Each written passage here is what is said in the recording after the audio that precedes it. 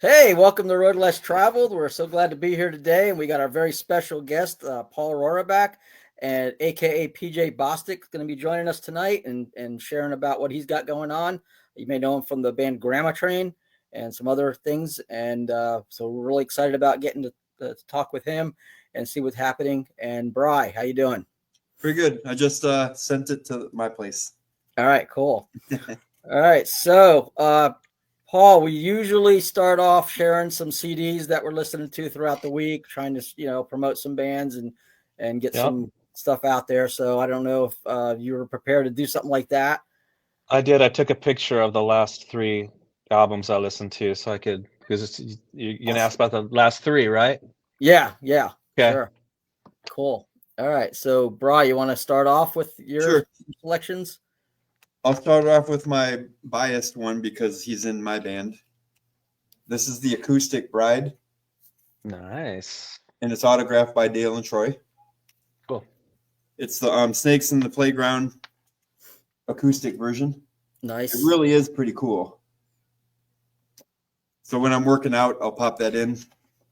And then I did one of these 2 CDs. It's from Novella, because I couldn't find the other one. But these 2, in my opinion, are masterpieces.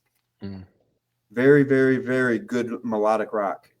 You know, I kind of forgot about Novella. I listened to them a while back, and I liked them, and somehow I kind of forgot about them until you mentioned them now. I did that with Christovox. Oh, I love Christovox. Was so good. Yeah. Oh. You know what's funny? Like I was telling Paul before, there's bands like Novella, Nouveau, Christovox that only did 2 albums, and the Lord has blessed us. We're about to put out our 4th one, so nice. I'm very, very grateful. It's hard to keep a band together that long. Yep, and things were different back then too. Studio, you had to pay for studio time and all that kind of stuff. Yeah, we do everything right here behind me, and I know you do. Yeah, I don't leave the studio very often. I don't leave my home. I go to church and I go to the store, and that's about it. My life's pretty boring. Oh, that's my dream life right there. You know, it kind of is the dream. I gotta admit, it's just nice to not be out in the crazy world sometimes. Yeah, that's kind of my goal, to get to that place where I don't have to go out of the house. Is that what you got, Bri? You got anything else? That's it. All right. So I got Modest Attraction, and these guys were kind of Narnia before Narnia existed. You know, Christian Lilligren, who's bald as an egg right now. He had nice long hair, metal hair in this, and that goes back to the early days of Swedish Christian metal. And this one I pulled out and was listening to this week is White Cross's Flytrap. I love that album. It reminds me kind of when Steven Tyler did Rockin' a Hard Place with Aerosmith, and it was with different musicians because they were kind of not getting along and stuff. This was nobody from White Cross except Scott Wenzel is really on this album, but it's a really good one. And then Millennial Rain, to get into the melodic. I have that. You have that one? Yeah. I think they have a female vocalist now. I think they've switched over. They switched. Then I think she's gone now too. Is she gone? I think they were looking for. I'm not sure. Yeah. I think they're looking for or have found another female vocalist. Oh, okay. So yeah, really good, heavy, melodic, symphonic metal. For those of you who don't know, we've got PJ Bostic on, and PJ, you're going to share some CDs with us or music that you've been listening to. Yeah. It's funny you talking about female singers. My favorite singer on the planet is Lacey Sturm from Flyleaf. That girl can sing, and I'm not into generally speaking, I'm not into the metal, the screaming stuff. I'm just she does it tastefully. When she does it, it's amazing. There's something about the way that she's like the gateway drug to that kind of singing. Her voice is just and it was recorded so well, and the high end on her voice is just crispy and nice, and I loved how she sang it on the Flyleaf. Have you heard her 2 new releases since she went away from Flyleaf? I heard the first one, and I heard some of the second one, but I haven't gotten into it yet. Right. I've seen her once. I never got to see Flyleaf, But Me neither. it's funny because generally speaking, there's a few more of just standard. I'm kind of a prog guy, you know. I like to hear long songs with odd time signatures and crazy drumming and all this crazy stuff. And so I don't generally listen to a lot of bands that are more straightforward, shorter radio songs. And so like people that know me are often surprised that I really like Flyleaf and even Tori Amos and Alanis. I'm not Alanis Morissette. Oh, what's her name? It doesn't matter. But I do like. There's a few that that have gripped me that are just, if there's passion in it and it sounds for real, I can really get into it. What about Fireflight? Have you listened to Fireflight? Fireflight? Yeah. That's sounding familiar. I feel like somebody told me about them recently. Dawn, I don't remember. Dawn Marie? Fireflight. It's a female vocalist. She's really good too, because I'm always going, do I like Lacey Sturm or do I like her more? I can't. Okay, well, I want to say my friend Brad Bowman might have mentioned Fireflight to me. You should Somebody check them has out. mentioned them. This pen just ran out of ink, so I'm kind of hurting for pens right now. So anyway, Flyleaf. I've been listening to Flyleaf, and there's this new. They're a prog band. Let me find. I'll take a picture of them so I remember what they were. I was fishing around for different prog bands, and there was this band called Ellesmere, and it was kind of interesting, kind of old school prog, kind of they're modern, but they're kind of 70s sounding. And then the other one was I had to bust out Styx Grand Illusion the other day. That I listened to. Grand Illusion and Pieces of Eight are two of the strongest albums for me to work my vocals to. I just love singing to that stuff because it kind of works the high range. Mm-hmm. And so when I'm wanting to listen to some music that I like and work my voice, it'll usually be Styx or sometimes Rush. Ooh, Rush. I can't sing like Geddy though, but he gets too high up there if it's the older stuff. Yeah, for sure. But those are good picks, man. We're gonna look at the comments real quick, and then we will get into the meat of the show. So, Leah said good evening. I think we had some comments before that. Sarah popped in. She said good evening, welcome, PJ Bostic. Thank you. And my wife is here, Chrissy. Hello, Chrissy. Hello, Chrissy. And Leah said good evening. And Leah probably laughed because when you said Lacey Sturm, and I went, yeah, because I'm always talking about Lacey Sturm to her. I know you like Lacey Sturm. Yeah, she's an amazing performer too. Oh my word, she puts her soul into it. Oh, yep. Yeah. And Ray Para, good deal, guys. Hey Ray. And I'm going to be doing an interview with them February 11th. Oh, neat. Cool. On Is It Wrong? Yeah. Yep. Excellent. We have to get a date for that too, Ray. I know you're watching. That's we tried twice. We tried twice, but the internet did goofy stuff, and it was like. I just met Ray for the first time at Immortal Fest. Oh, cool. And I had the Sacred Warrior cassette back in the day, and things were different when the touring I did in the 90s and the 80s. It was a different vibe than I was really shocked at Immortal Fest. It was like, for the most part, the egos and the weirdness has kind of found a way to filter itself out. And like I've been telling people, I came back from that festival a better man than I left because of the company that I kept. Well, that's how I felt last year, and I met Ray, and it does something to you. That you're in that community of believers, and it's like I want this every day. I want to feel like this every day. And it felt like a family, even with the people that I hadn't met before. Mm-hmm. And I was expecting there to be a little more of the egos or something. And Ray's an amazing singer. He's just absolutely amazing. And I didn't know if he was going to be cool or not. And we didn't have a long conversation. It was short, but he seemed very legit. And as did the other artists that I met. Everybody seemed for real, and they just cared. And a lot of the people I talked to were really encouraging. I even shared some of my own insecurities about doing that show, and everyone was really encouraging, and by the time I was playing, I just felt so great. I felt like I was in good company. Felt That's like good. I wasn't around a bunch of egomaniacs or anything, Yeah, absolutely. And they were all really talented. Like, it seems like even back then, in the 90s, if you played a festival of a weekend with a bunch of bands, the sad fact is that probably half of those bands were going to be terrible. And I don't mean just not your genre. I just mean they just weren't really good. But all these bands were amazing. Like, they were pro. Like, they sounded amazing.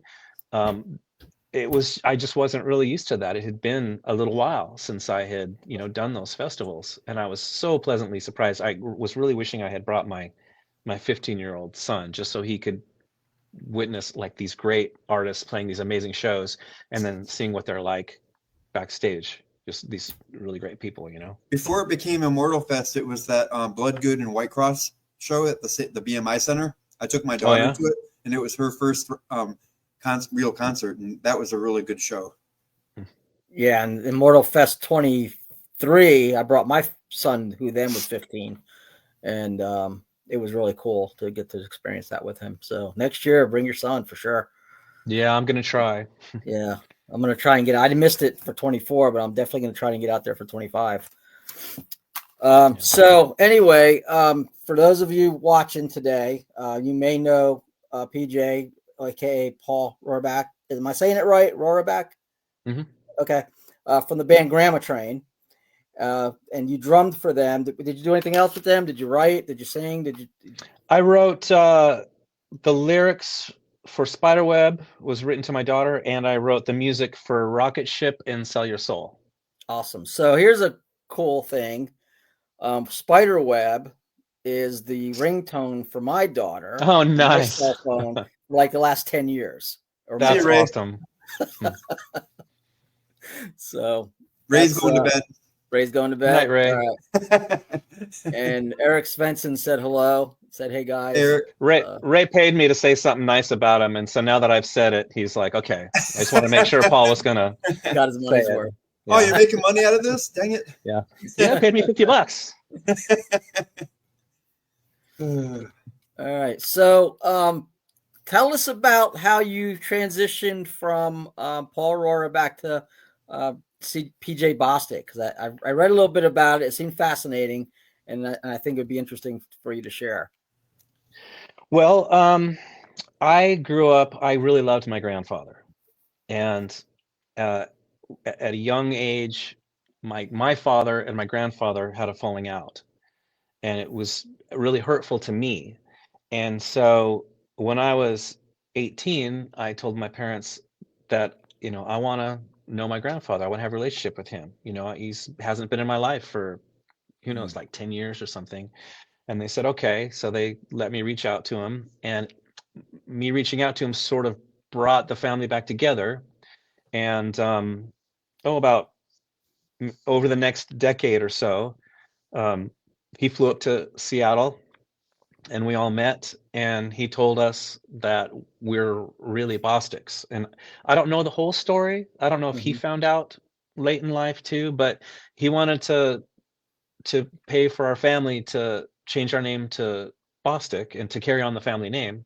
Interesting. And I was the only one that was hesitant, because I had made a name for myself, and I was, recording in studios around Seattle, and I had Grammatrain. I had a lot going for me, and it's so hard in this business to make ground. I was really afraid of doing that, and so I declined. And I feel like because I really didn't want to do it, that's what stopped the whole family from doing it. And my grandfather was very cool about it. He's like, you don't have to. I understand you got your own life, and it might be kind of strange for you to do this. He said, but his other son had died, and it was basically up to us to carry on the name. And so he was really cool about it, and we kept in touch. Well, he passed, and then in the back of my mind, I had sort of regretted it. Like, I really felt like I should have carried it on for him. And then I started, when I talked to my cousins and his wife, Grace. She said that she talked like I'm the one that he talked about all the time, and he was just really proud of me, and I just it just seemed like I meant something to him, and so when I did my solo project, I thought I'm going to honor my grandfather. I'm going to go by my name's Paul Joseph, and just take the last name of Bostic for my stage name. So thus PJ Bostic. And it gets confusing, and sometimes I think maybe I should go back to just like PJ Roraback or something, but I'm like, no, this is my 5th album, it's PJ Bostic. I should just stick to it. It's kind of too late now to go back, or I should have just legally changed it to PJ Bostic, so it's just PJ Bostic for everybody and it doesn't get confusing. So well, it's still a great story. I love that you're honoring your grandfather's legacy, and I think I read somewhere that he encouraged you to get into music. Did he have a role in that as well? Well, I didn't know where I got my music from. My mom played classical piano, and she was brilliant. She could read music, and she was amazing. She had a little, like, even at a young age, I could tell that her timing wasn't quite there. And then one day my dad came over to play my drums, and he sat down. He never played drums before, never played an instrument. And he just starts going boom, boom, boom, boom, boom, boom. He starts playing this. And then I meet my grandfather, found out he's a musician, and they're dancing and they're doing all this stuff. And I'm like, oh, okay. So this massive, I believe I got it from both parents, but I feel like this the natural ability that I have where drumming just comes I think easier to me than some. It really came from my father's and my grandfather's side, because they were so much into music, and their timing was great, and their feel, they had all this groove, and so yeah, I mean, it came from mostly, sorry mom, I love you both. I think it came mostly from my dad's side, even though he never picked up an instrument. Wow, pretty amazing. Yeah, that's great. Grammatrain, how many albums? I read there was 5 studio albums for.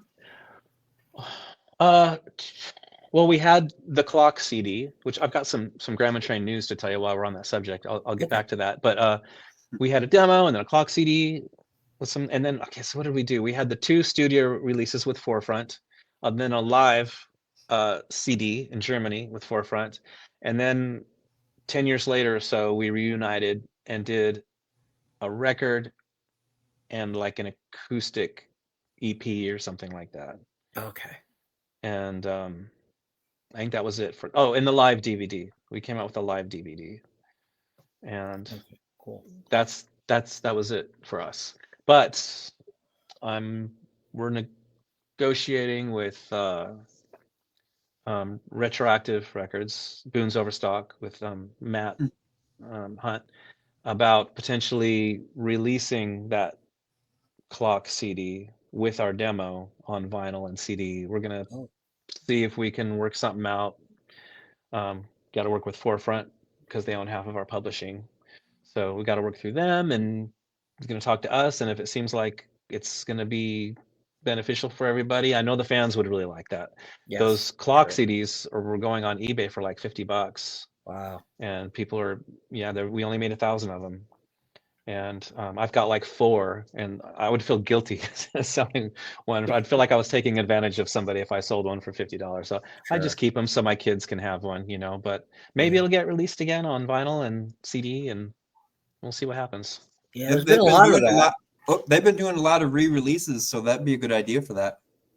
Yeah, the first band I was in, I don't know if you guys are familiar with Paragon or not. Mm-hmm. That was the first band I was in, and we were very popular in Seattle, and we warmed up for Bloodgood and Guardian and Daryl Mansfield and all these bands that came through. Daniel Band, and then I quit to move to Seattle. But that band, we were one of the first Christian metal bands, like even in the '80s, early '80s, and so the independent rags like the Pendragon and Heaven's Metal were writing about us and stuff, and I just didn't know how many people knew about Paragon until I started touring with Grammatrain and Bloodgood, and even now, like, people are like, wait, you were in Paragon? And I'm like, well, you know who Paragon is? And so we are through with Rox Records, we're re-releasing our demos that we did. We're going to release those on vinyl and CD. And so we've already signed that deal with them. So now we're just trying to get, and there's 3 unreleased songs that we're grabbing to throw on those as well. So it'll be a really neat thing for the hardcore underground guys that have been around since the 80s that knew who Paragon was. Now, you said it was metal. What kind of bands would it kind of sound like, so the viewers can know? We were compared to Rush and Iron Maiden. Okay. We played some covers from Bloodgood and Barren Cross. That's what was so cool about, obviously, playing for Bloodgood was, when I toured with them, these were guys that I really looked up to and that I listened to. Had no idea I would be their drummer someday.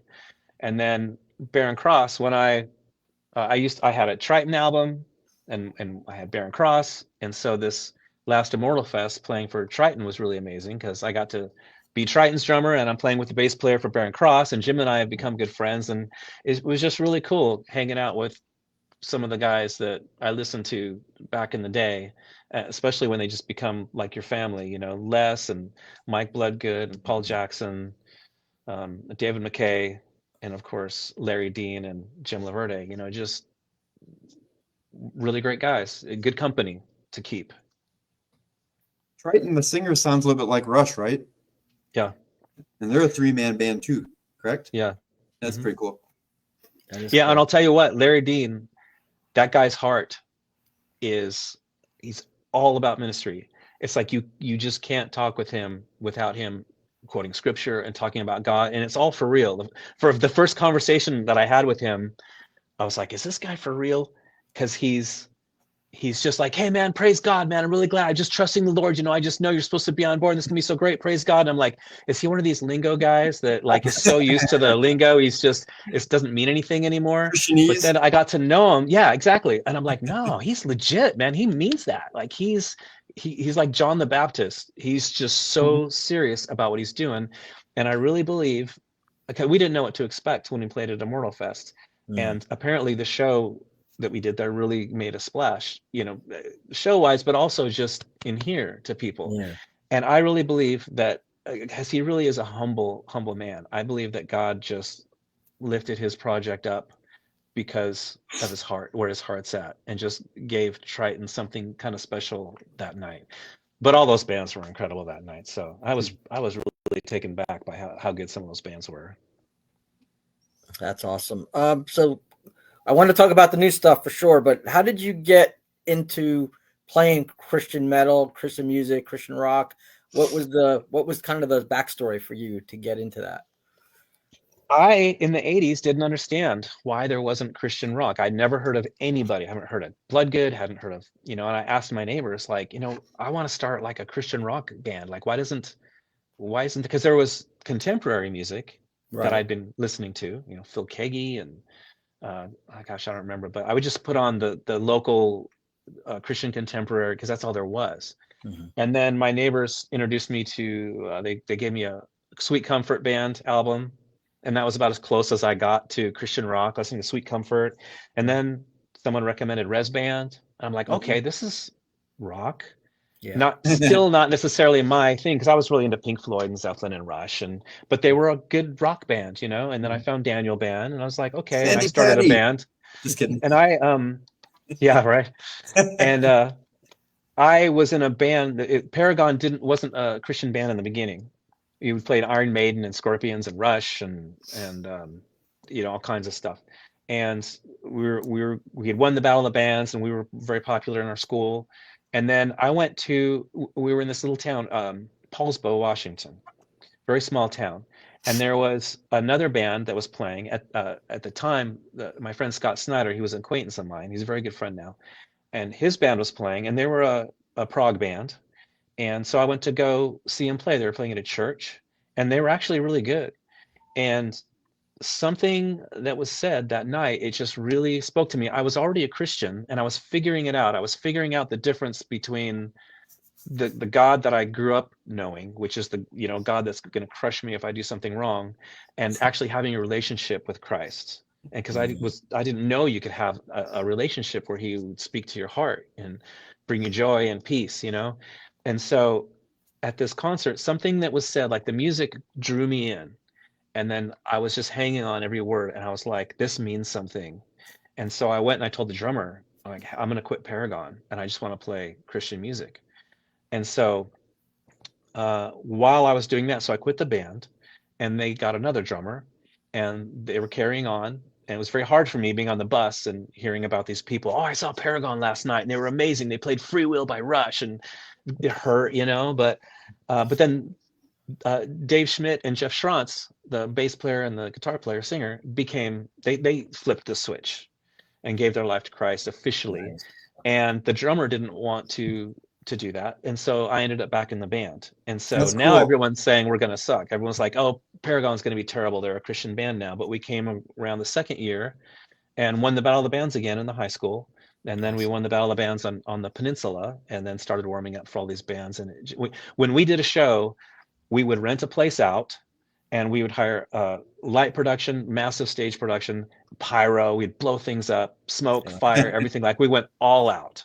And so a Paragon concert was something else, and it just drew people. I believe in the live in production. I really think that sells your music, and then of course behind that what you have to say. So even this Christian rock band was drawing these crowds on the peninsula. We got to warm up. Oh, King's X is another band that we got to warm up for. So I was in that band for a long time, and then things just weren't moving fast enough for me. I'm really motivated. I just wanted to do more shows. I wanted to write more music. And so I ended up leaving and moved to Seattle to join Red Rain. And then from there, I joined Bloodgood, and then formed Grammatrain and so forth. And who was the guitar player when you joined Bloodgood? Paul Jackson. Okay. I just wanted to know what era. Yeah, it was 92, 93. The only album they did when I was in the band was the Live in Germany album. That's the only album I'm on. Oh, I have that on CD. CD. Oh, so you're on that. You got recorded on that? Yeah. Excellent. Okay, cool.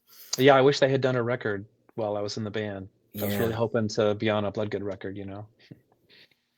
Well, we had Paul Jackson on. We had Paul Jackson on what, a month ago? 2 months? Yeah, a month or so back. Yeah, a few weeks. Yeah, he was the Chevy Chase in the band. Was he? Pretty fun. Yeah. Oh yeah. Yeah. Nonstop goofing off. Yeah. Yeah. I'm glad his son is doing so much better. Yeah. That was a showstopper when he brought his son out, and it was like, wow, oh my gosh. Yeah. But yeah, we've been praying for him. Yeah, there's a lot of heaviness going around these days. Yep. No, there is. So, fast forward now, PJ Bostic. When did you first start doing solo work? How soon after Grammatrain?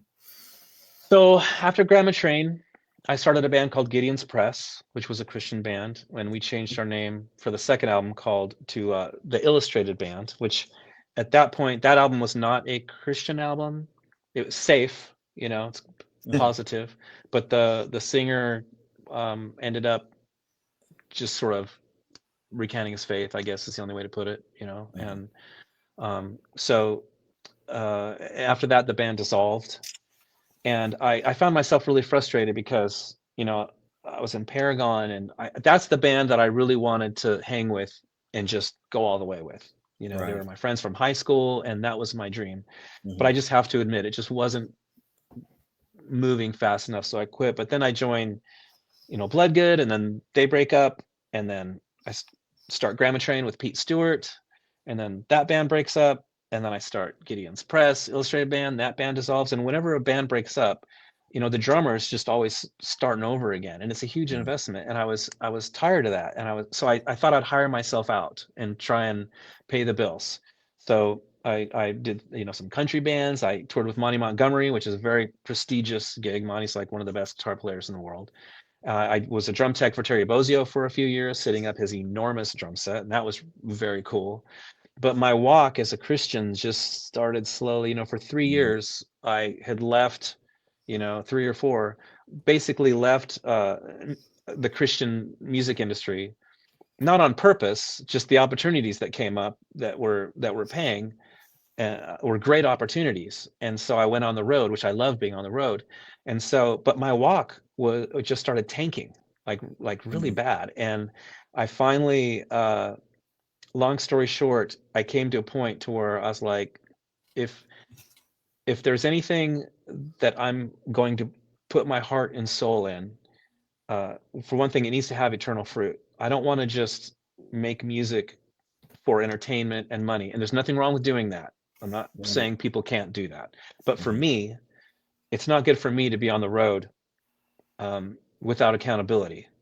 And I mean, don't let your imagination go too far. I didn't do anything too crazy, but it just wasn't good for me, you know? Right. And I saw it. And so I need to surround myself with good people. And if I'm going to be on the road, I want to be surrounded with good people. And I want all that hard work. It's hard work being on the road. It's hard to make an album.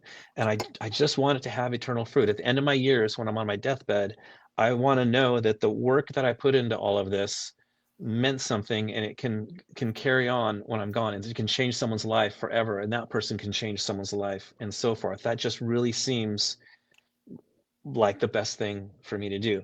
So I was like, okay, if I do all the music, I'm not going to break up with myself. As long as I'm motivated to do this, I have a band.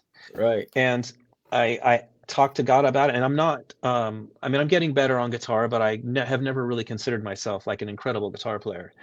And it's strange for me to front the band as a guitar player when I'm used to being in my zone as a drummer. I play drums very well, and I'm very intuitive, and I can practically play in my sleep. I'm very comfortable. But with guitar, it's kind of an ego puncher, you know. I don't get to be that guy that's so amazing on his instrument. It's a little more humbling, and I was willing to do that if I felt God could use me in that situation, and if this was going to be more fruitful. And I ended up, I never meant to write these progressive rock albums. I meant from the very beginning to keep it simple. I keep telling myself, okay, my next album's going to be a lot more simple. Like, I don't want to do all this again, mostly because of what it puts me through on guitar. But I just keep, you know, what can I say? I can't help myself. I keep writing these progressive rock epics. You know, your conversation right now is so encouraging, because we want to promote other musicians that love the Lord. And it sounds like you have that same fire that's like inside of me too, that I want to do the music. We're not making money, we're losing money. Yeah. And when I get like compliments from my guitar work, I take it like, holy cow, they think there's a couple guys that say that I'm the Christian Ted Nugent. And I'm like, what? Nice. Getting your bow and arrow out, your shotgun. Unbelievable. So yeah, that's quite a compliment. We're here to promote the Lord. But like you said earlier, something that you alluded to was music is a tool. There's nothing wrong with making money from doing it, because there's something in the Bible that says that you're worth your keep or whatever. Mm-hmm. I forget where that's at. But it's about you got to get paid. And like a lot of people say, oh, you're a Christian, you shouldn't charge. What? So I should just fork out the money? No. Yeah. So it's always about Jesus. John Mockmo, my drummer, when we first started, we were resolute. The thing he said out loud to me was, if what we're doing helps one person, we've done what God wanted us to do. Yeah. So absolutely. So I wanted to thank you for your testimony so far, because it's really cool and encouraging. Yeah, it really is. And it can sound like a cop out to justify what you're doing, but I'll give you the abbreviated version. I've told this story many times in interviews, so people have probably heard this. But there was a show that Grammatrain did. We were very tired. There was more dates on the tour than dates in the month, because sometimes we'd play 2 in a day. In our first tour with production, it was grueling, and everything was going wrong at this gig. We had every right to cancel the gig, and we wanted to. The tour manager had a talk with us, and we did the right thing. We stayed and we did the show. And there's a girl that came to that show that was going to commit suicide. Wow. But her friends invited her to this show, and she thought, okay, I'm just going to go. And then when I'll have a night out, and another night I'll just do this. And we didn't know about this till we came back to that same place 6 months later, and the promoter told us about it. And he said she told her friends what she was going to do. Something Pete said made her change her mind. And he said she's serving in the youth group now. She's serving at our church. She's turned her life around. And that was a show we were going to cancel because we were tired and we were feeling kind of too big time for what was going on. And it's shameful to think that was our attitude, but thank God that Tim Otley had a talk with us, and he said, I work for you guys. I'll do whatever you want to do. I work for you, but let's just consider our stuff's downstairs. We could roll it in and have the best show we can considering our circumstances. And we did it. And it was packed. It was a fun show.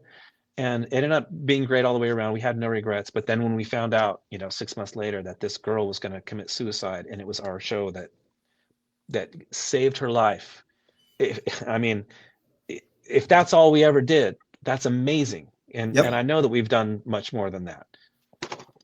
That's pretty cool, because it just made me think of Lacey Sturm's story. She was going to commit suicide, and her grandma said, you're going to church. And she didn't even know that Lacey was going to do that. And that changed everything for her. So, yeah, she's got a great story. I read her book. I don't remember what it's called. I'm only in the first chapter. It's good. Okay. Yeah, she bears her soul in it. Oh, cool. Well, that's why we do what we do. We're not making any money off of this. It's getting ready. If our plans come to fruition over the next few weeks, it's going to cost us money to do this. But we're doing it because we love the Lord, and we want to promote good music. And that brings me to, buy CDs, buy merch, support the music you like, so the people making it can continue to make it. Can we buy your CDs? Are you with Boone, or do you have CD? You sent me those audio files. I love them. Can I get them on CD? Yeah, I have 4 albums. They're on Spotify and stuff, but on my website, the last 2 you can still get CDs for, or you can download the WAV files. My first 2 CDs are out of print, and I've worked out a deal with Boone. Yeah, he's gonna re-release those. That's cool. And my 5th album is going to be coming out in April. In fact, we just sent the masters off to the vinyl company to they're going to start printing the vinyl while we're finishing up the artwork. So I pushed it back so many times. It was supposed to come out last year, but I had some projects, one of them being the Triton show. But I had some other projects that took a lot of time that I couldn't turn down. So I did those. It just kept pushing the album back and pushing it back. And so now I'm afraid to even say April, because who knows what could go wrong between now and then. That's why I don't have a date yet. I'll have a date as soon as everything is sitting in my living room. But I'm hoping mid-April. Okay. I could tell everybody April 1st, and then if it doesn't come out, I could say. There you go. That's really awesome. April Fools. Looks like you got a fan out there. Sarah's son takes drum lessons, and he loves your set. And awesome. You can see that behind you there, so that's pretty cool. Good man. Your son's a good man. So, you did send me those files. I love them. Is there any one of those songs in particular that has a story behind it, where just the Lord really put it on your heart, or something happened? Or... Well, the album in general, it's almost a concept album. I tend to rant in my songs, and when I'm preaching, I'm usually preaching to myself. And this album, like, I've always wanted to write an album that had some lyrics that had some moments of just lifting people up and encouraging people. But you can't force that, or people can see through it. And I even would like to write a worship album, but when I force it, it just sounds really contrived and fake. And so I haven't done it, but I've begged God to give me something more than just, like my last album. And I stand by it. The second half of it is a rant, just kind of calling out the progressive Christian movement, Richard Rohr, and all the stuff going on there. I think people need to know what's going on there. Yeah. And just, whatever. But so there is some ranting still on this record, but I feel like every song is there's some victory in it somewhere. There's a song about just standing up against, when I say the voices in my head, I don't mean real voices, but I mean, as a Christian and an artist, I'm always feeling like I'm not qualified. I'm not Christian enough. And if everybody really knew the real me, they wouldn't like me, or they wouldn't, the imposter syndrome kind of thing. Right. And it's a song about just trying to overcome that and saying, I'm going to stop listening to those voices. I'm going to stop listening to the devil, and life begins today. Like right now, like this is when life starts, because I got, eternity starts today. And songs about, I had this amazing sort of healing process that I've been praying for healing for so long in a lot of areas. I'll be right back. You can take me off of there. And there was a church I was at for 18 years, and it was getting more and more liberal, and started saying things like, God is Father and Mother, and there's no Satan, and the Holy Spirit is wisdom is the feminine spirit of God, and taking all the masculine like all masculine language out of the hymnals, ordering new hymnals that took the masculine language out, and it was very turning into sort of a feminist kind of a deal. And it just got weirder and weirder, and I stayed as long as I could. I was really hoping maybe what little I could have to say might make a difference, but I realized what I was up against at some point when someone said, well, we are PC USA, and so I was like, okay, and I loved everybody there so much, even the pastor. She was actually my favorite pastor that they had the whole time. I really, really loved them. They were my family. It was very, very hard to leave. But when I stepped out in faith and left that church, my life changed. It's like God did so much in my life in here. It was amazing. And when I was going through that, happened to be the time that I was writing the lyrics for this song, and it reflects everything I'm going through. And I believe it's track 3. I was going to bring it out here with me so I could see. Oh, here I have a CD. Okay, great. Oh no, this is my old CD. Why would I have my new CD in my hands? Was it that was Walking on the Water? Walking on the Water, track 3, I believe it is. That I wrote that song about leaving that church. Oh, okay. About what I was going through. And but just in exciting news, track 2, I have a solo on there from Phil Keggy. He did the solo in there for me. You mentioned that. Yeah, it is track 3, Walking on the Water. I got the list that you sent me, the tracks. Which, by the way, I feel honored to be able to get to listen to that ahead of time. So that was really cool. Thank you. Yeah, you're one of like maybe 15 people that have it right now. Oh my gosh. Wow. So you are very lucky. That's why I have a screwdriver. Why do I have a screwdriver in my hand? I don't know. What's he doing? Is he fixing something? Brian's back, and we got a couple of international viewers tonight. We've got Lisa from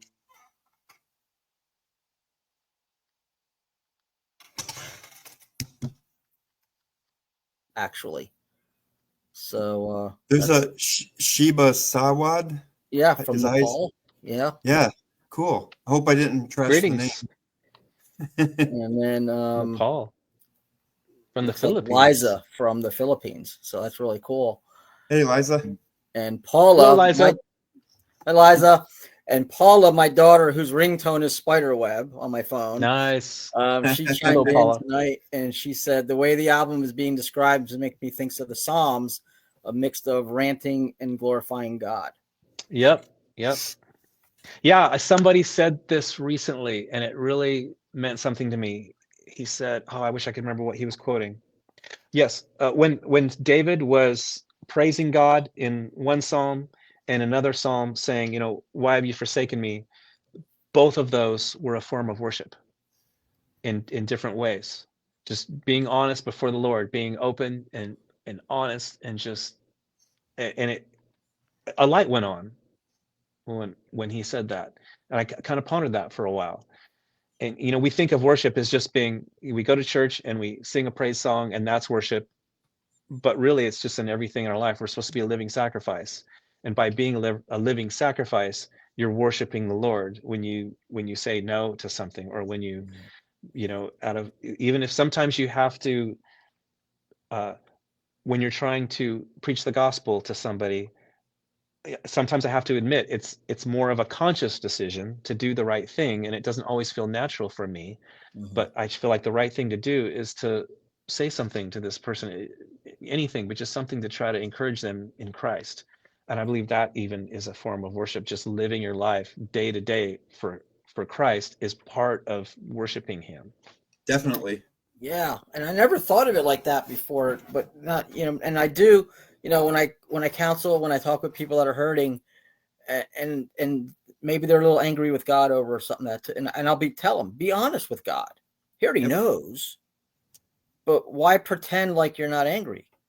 And and you see David make that prayer, or that pronouncement, why have you forsaken me? Why are these things? What's going to happen if I go to the grave? I can't worship you, and he's kind of arguing with God and reasoning with God over his situation.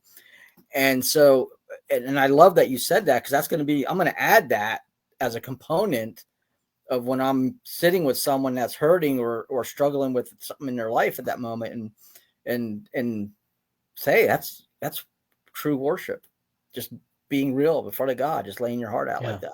So I've been doing that the last over 4 years.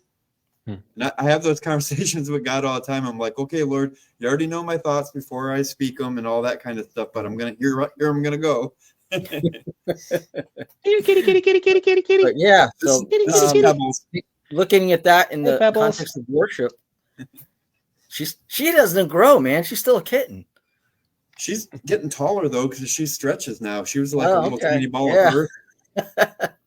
Usually we get. Can I get one of those? I want a stretchy cat. Stretchy cat. I had one of those Stretch Armstrongs when I was a kid. They said it was unbreakable. Me and my 3 brothers said no. That thing stretched like 15 feet before it exploded. You got. I made the mistake of punching one of those one time. Oh really? If you ever hit it, it doesn't move. No, it doesn't. It's like punching a brick. I was in a Walmart or something. I was like, It's hard, but yet gel at the same time. Yeah.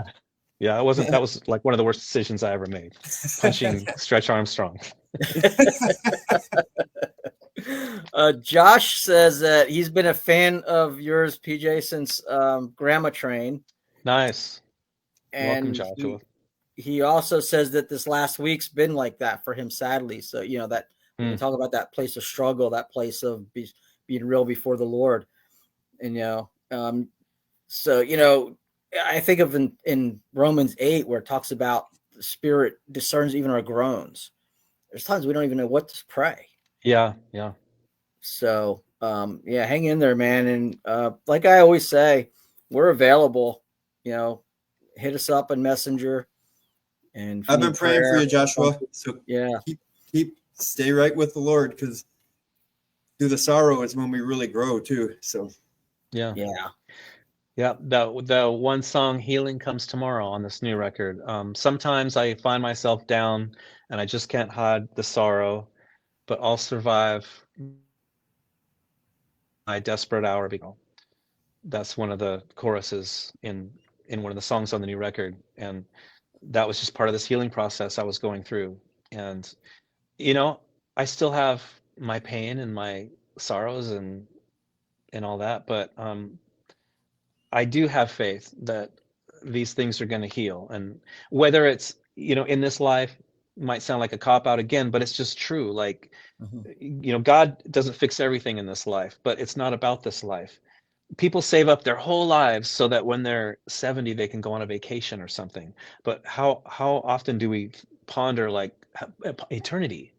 And are we going to work that hard so that eternity, because there's an eternity coming, and life's going to be like a drop in the bucket when we get to eternity? That's forever. So it's easy for me to even say this. I'm preaching to myself on this. These are things that I have to remind myself.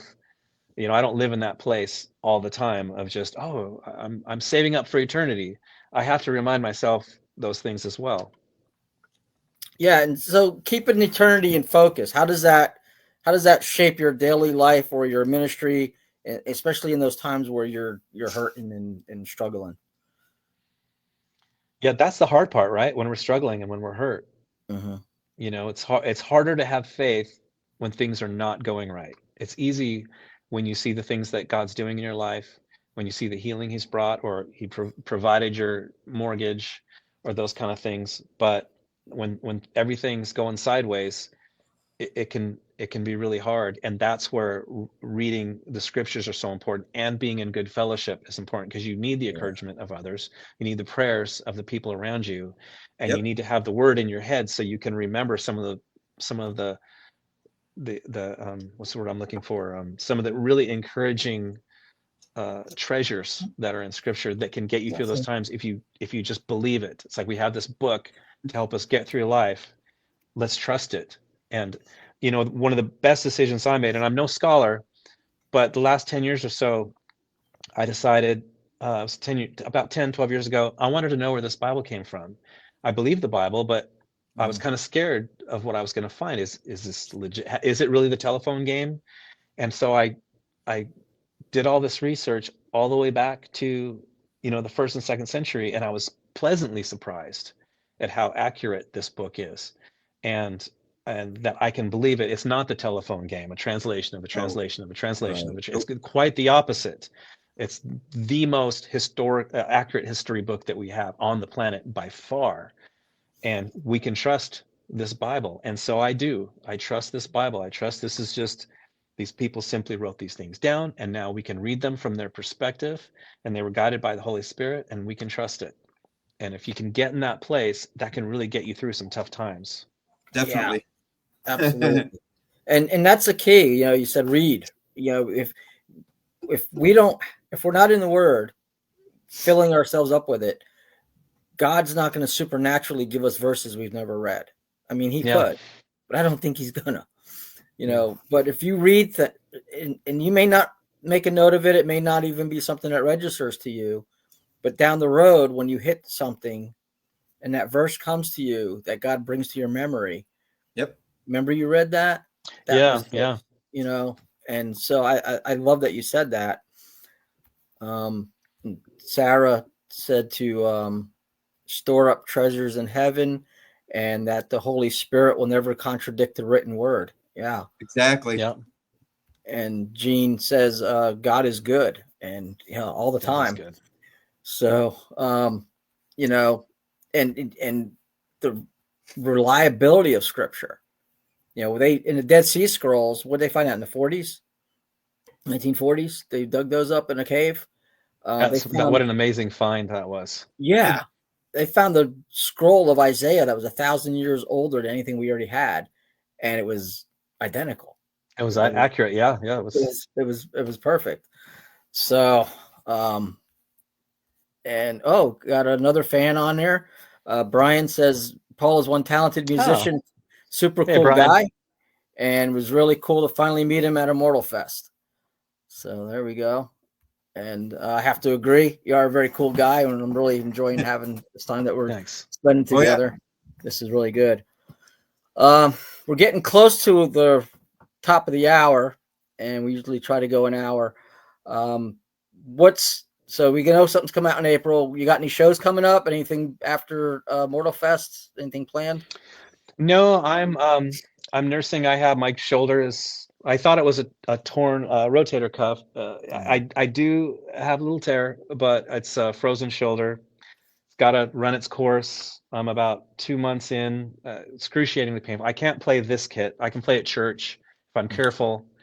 But I'm trying to heal up, and Larry Dean and Jim and I are just praying for a healing so that I can get back in shape, so that I can do the Immortal Fest gig. Like, that's going to be an amazing story if I can heal up in time to do that, because it's a tough gig. I mean, it's a lot of work to play for Triton. It's not simple. It's not. The tempos are very fast. It's very physical. It's very demanding on your body to play drums for that band. And I shouldn't ask you to do a sample on the drums then, right?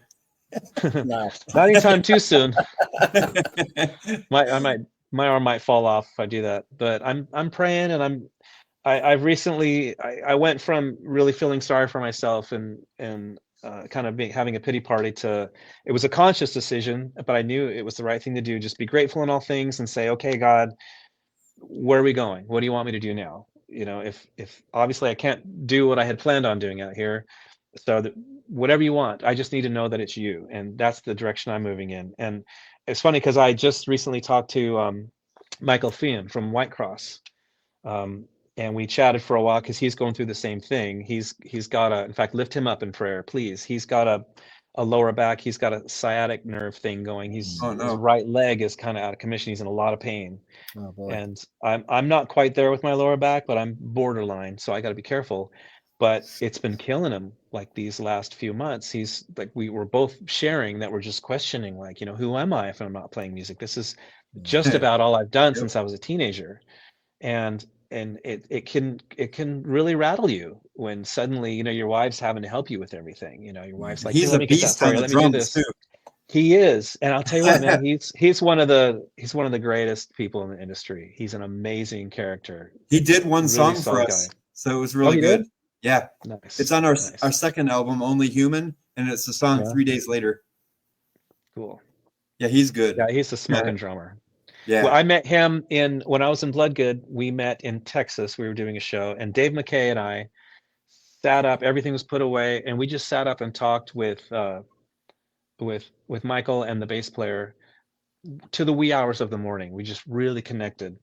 But back then we didn't have the internet to keep in touch. So, after that, it kind of turned out that Bloodgood and White Cross didn't cross paths again in the time I was in the band.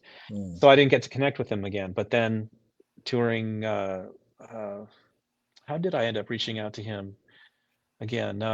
I guess I think I just reached out to him. I don't know that we met on the road until Immortal Fest again. I'm sure we met again somewhere, but yeah, I think I just reached out to him again and we just hit it off. And something that hit me, okay, so I played for Bloodgood, but David Safiro and I, we'd been acquainted, but we never really even became friends until recently.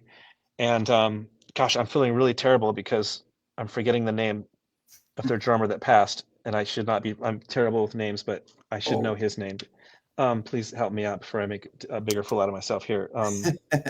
Kevin Whistler? Oh, yes, Kevin Whistler. Oh, forgive me, Kevin. We had never met until the Bloodgood documentary came out, and we went to Hollywood because they had won an award out there and they were doing the red carpet thing. And that's when I met Kevin. After years, it just seems like we should have met, but we sat together and we really hit it off. And then, over the next year or two or however long it was, we had chatted on the phone a few times. And then he called and he just wanted to talk about production. He wanted to get some microphones and start a studio and record his drums, and he liked the sounds I was getting. So we talked about the tech stuff, but then like for another hour and a half, maybe two, like for the longest time, we just talked about theology and life and politics, and we hit it off, and we were becoming such good friends very quickly. And then he passed, and I just felt robbed. I felt like, here's this guy that I could have met a long time ago if I had just reached out, because we were both in Bloodgood. That's some common ground. But we happened to connect, and we were becoming very good friends, and then I lost him. And I'm sure that those who had worked with him for so many years felt a greater loss than I did, because they were more like family. But it just got me thinking about Michael Fian, and people like that in my life that I could be reaching out to, and you just never know who's that good friend is going to be. And why not reach out to some of these guys? I've never talked to Ray Pera before, except for Immortal Fest, or Larry Dean, until people had told me I need to reach out to him because we're like the two Rush guys. And then when I finally reached out to Larry, he's like, people have been telling me the same thing, like I need to reach out to this Paul Roraback guy and we need to do some music together. So that was cool. But yeah, so I'm trying to be a little more, trying to reach out a little bit more to some of the people in this community and make some friendships. And you just never know who your next good friend's going to be, Sure. Yep. And the doors that the Lord opens up to people you can meet and even collaborate with. It's been amazing for our stuff, that because like Michael Fian, Tracy Ferry, Dale Thompson, Troy Thompson. I mean, holy mackerel. Tracy joked one time because on our second album, we basically had half of White Cross because we had Michael Fian and Tracy on one song, and then Dale Thompson singing, and my drummer and me. So it was pretty cool. You know what I almost did? I wish I had done this. What you saying, like 3 or 4 years ago, I was thinking, okay, so I should write a song and I should ask Les Carlson if he'd be willing to sing on it. And have him Oh, sing that'd on be it. so. And then just call up Paul Jackson and say, hey, I wrote this song. Will you play guitar on it? And then call up Mike Bloodgood. Hey, I wrote this song. Will you play bass on it? And then it would basically be a Bloodgood song at that point. And then I would just release it with, Paul and Les and Michael on it. And then I'm just playing drums. I had that in my mind for the longest time to do it and be kind of sneaky about it on purpose. And I think they would have got a kick out of it. And I would release it as Bloodgood. You should do it, because our second album, Only Human, you could see on the inside cover, we have a whole bunch of people. We went crazy with guest musicians, and I'm glad we did it. We're not doing it on every album, but yeah, it's really cool. Fun collaborating with different people, and I don't do enough of it. I need to do more of that kind of thing. Cool. Yeah. So, parting words of wisdom, something that's on your heart tonight that you want to share. Oh, man, I feel like we just talked about so much great stuff, I feel like we need to do another show. When your CD comes out, I would love to have you back, because there's so much stuff I wanted to ask about that you brought up that we just didn't have time for. And I think it would be just fascinating to have you on again. Yeah, I'd love to come back. If I'd say if you guys like what I'm doing out there, please help me out, spread the word. I don't have a record label. I'm doing all this on my own. It's just me and my wife trying to figure this stuff out. And so, that goes for all these artists, like you were saying, buy people's product. And if you like a band, spread the word. Most of these bands don't have somebody behind them with money pushing them and promoting them. We're just out there on Facebook going, hey, I've got an album coming out, dude. So now, do both of you know who Brian Rainsberger is? Okay. I know him through Facebook, and I'm not sure if we met at Immortal a couple years ago or not. He went to Immortal. He and I did it like a duet thing on one of our new songs coming on our album in February. Yeah, and it sounds pretty cool. So, parting words, wisdom, what's on your heart, something you want to leave? Man, just pray. Like, if you have a passion for something, if you have a dream, a passion, pray, give it to God and trust him. It may not go exactly the way that you think it's going to go, but you're going to go where God wants you to go. If your heart's in it, and if you're trusting him, if you're pleading with him with all your heart, soul, and mind to guide you and direct you and provide for you, and just give it to him. To me, that's just the best way to go through life.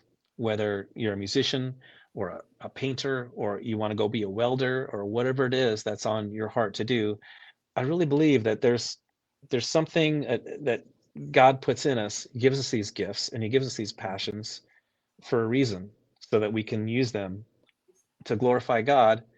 And so why not just give it all to him? And that's what's gotten me through, because like you were saying, nobody's getting rich off of this. A lot of sacrifices have to be made to keep doing this year after year after year after year.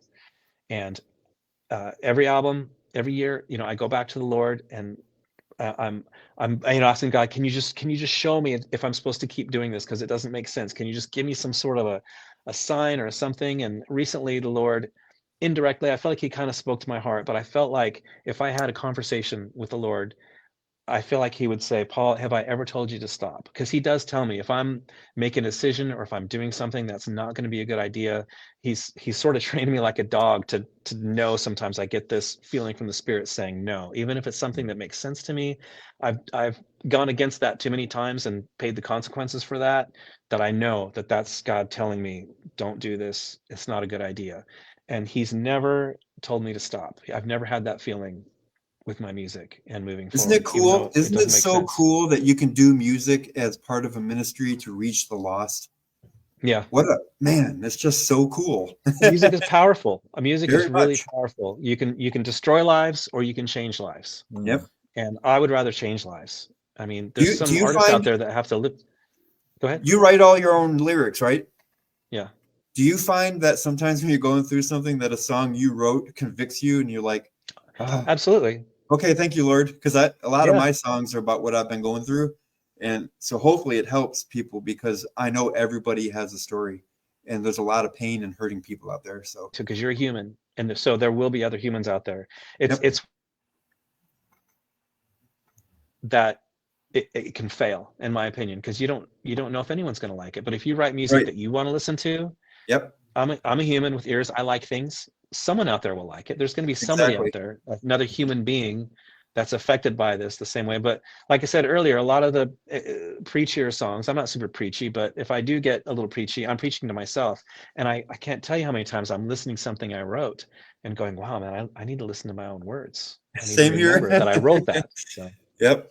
Well, on that note, I will tell you my iPad is going to die soon. So probably should, I got like 8% left of my iPad. So if I disappear, you'll know where I went. Okay. Well, we're going to go ahead and close out the show. We usually will stay on afterwards for a couple minutes and just kind of wrap up. But I'm going to close this out from our live stream. And I just want to say thank you so much, PJ, for being with us today. Bryan, you got anything you want to say on to close us out tonight? Just like I encourage everybody, no matter what's going on in your life, read the Bible every day, even if it's only one chapter, because God will use that. Because I've been tired so many times, and it's so tempting. But for over 4 years now, I've been reading through the New Testament, and I just start over again. I'm going on my 11th time in four years.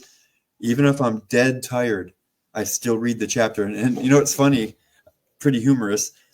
There'll be like 11 verses in a chapter. I'm like, yes. But then I get to another night where there's like, it's a really long, but I do it anyway. At least one chapter. And there's times I'll read more. Yeah. Can I answer that? Yeah. Absolutely. I was going to say this earlier. You know, I've got a lifetime of garbage in my head. You know, when I was younger, sadly, our parents just let us watch everything they watched, and they watched everything. And so just life in general has just filled my head with so much garbage. And when you read the scriptures, it renews your mind. And like, I'm always praying, God, give me a new heart, give me a heart of flesh, and renew my mind. Yes. And, you know, my hope is just, even, you know, I get my Bible app on, if I'm washing the dishes or something, I'll listen to a sermon or listen to my Bible app. And I just keep trying to get it into my head, get it in my head, and just renew it and try and sort of wash all of the garbage from the world out. I mean, we get enough of the world even just in life. We go to the store, we go here, we watch TV, we see commercials, ads. You know, we might not even be looking for anything on the internet, but an ad pops up and there's a girl with a bikini in it or whatever. We just get garbage in our head all day long. But God's word just helps to renew our minds and just get that stuff out. And that's what gives us strength, you know, when we're tempted. Just if you're around good people and you're reading God's word, you've got those things to hang on to, and you've got that fresh, those scriptures that come to mind that can give you strength and keep you out of trouble. You know, so I would, along with what you're saying, every day, try to at least get an Audible Bible app that you can just hit play while you're brushing your teeth or while you're driving to work or whatever. Thy word I've hidden my heart, that I might not sin against thee. Right? Exactly. Well, thanks everybody for joining us tonight and all the great comments, and we will see you next week. Thank you for being on. Thank you for having me. Sure. Thank you so much for having me. Stay on. We're going to pray with you real quick.